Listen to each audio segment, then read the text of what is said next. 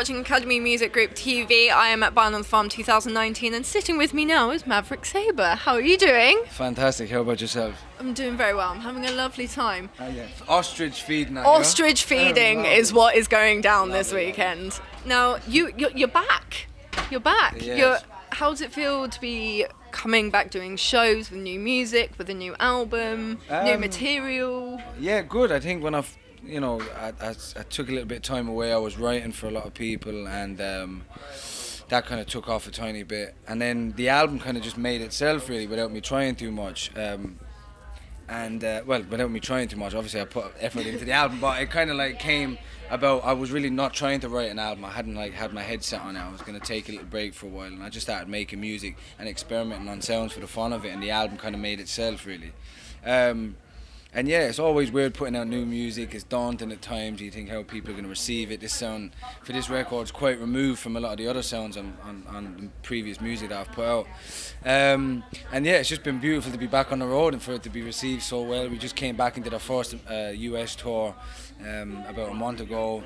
Came back and been starting the festivals back here at the Glastonbury last weekend, which was beautiful. And it's been great. I can't complain. Been having a very nice time. It's been a lovely time. It's been just been head down grafting, really. Yeah, and obviously you said you wasn't really expecting to write an album, but did you have any sort of particular stories or that you wanted to tell with this album, or a certain direction that you wanted to go with it, or did it just kind of happen? I think it kind of happened. It happened based off. I've always written a lot of music to visuals, to music videos on mute, or films on mute, or paintings, or something like that. I just get quite a lot from making music to visual, like something to like a visual guideline almost, right?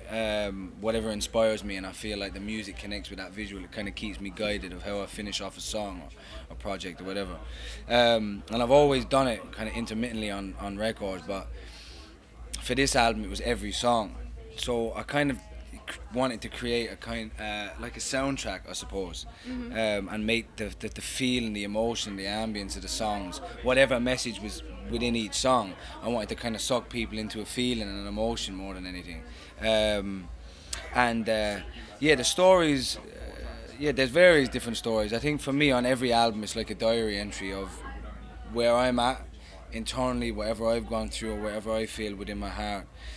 For my own personal life, and then also what's affected me in the world around me, and society around me, and politics around me, and just general workings of the world, and the interest inside and the negatives, and expressing that through music, because I think that's our duty to do. Yeah, and you mentioned soundtracks as well. Do you think that's something you could ever see yourself doing, like a TV soundtrack or a film soundtrack? I would love to. Yeah. What would be your dream film, or like if maybe like a book that was being turned into a film? What would you want to do? Oh, I don't know. Do you know what? If they were doing, I'd love a crack at like Stranger Things like series 4 or something like that, because I just love I love the sounds and I love the atmosphere of it, and that if I could do something sonically a bit like that with like little soulful, folkish, bluesy elements in, I'd be quite intrigued by it. So Netflix, if you're watching this guy for the me next up, series. And the album saw you collaborating with Georgia Smith again. How did that connection come about? Was it just kind of mutual friends? Or? I met her when she was 16, did her first session when she came down to London, and we just connected and been writing together ever since, and we've been on the road together. I brought her on my tour back in 2016, brought on a couple of shows, and I've been touring around with her since as well. So yeah, we've just been close, writing together, very similar writing styles. We just always connected. So yeah. Nice. And let's kind of talk about, because you first came about into the mainstream music world about 7-8 years ago.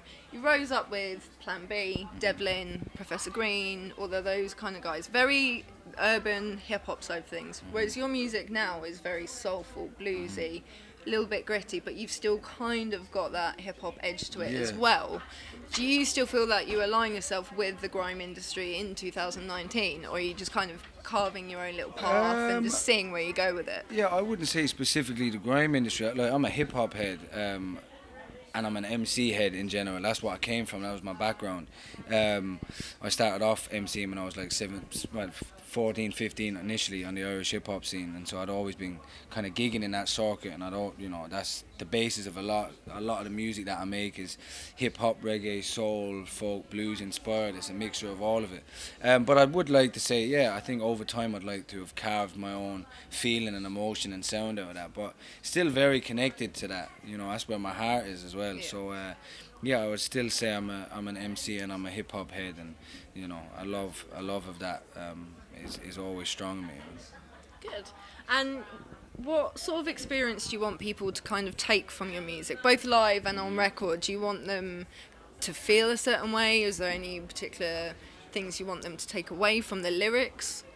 That's down to specifics of each song. For me, my main thing is I just don't want people to feel alone, whether it's alone in their own emotion, whether it's alone in how they think about the world, or whether it's just a time and a place of feeling like they need to be connected to something and someone to say something that might, for me, I always find, growing up, for me anyway, it was when people were the most vulnerable in songs that I felt like not alone, that I could connect and understand completely, and for me, that was always what spurred me on to write. It was always like songs of understanding, or songs of resistance, or rebellion, or it was anti-establishment, or it was so deeply vulnerable that it was almost hard to listen to, but you could connect with it, and I think that's the music that stands the test of time, and it stands the test of time because people's emotions travel with it on a journey, So.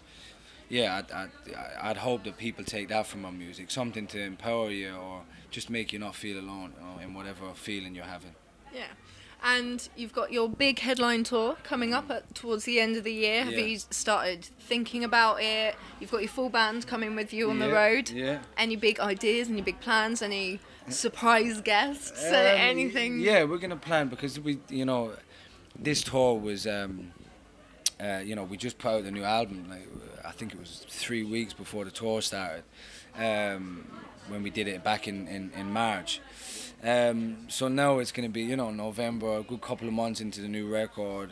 We've got a bigger crew. We're going to, experiment. I never like to say, we're going to do all new album and it's going to be, this specific show for the When I Wake Up album, because I don't want to come to someone's set and only see one album. I need to see the best of everything. So it's going to be as much of a beautiful blend of everything we've put out with some extra little surprises in there.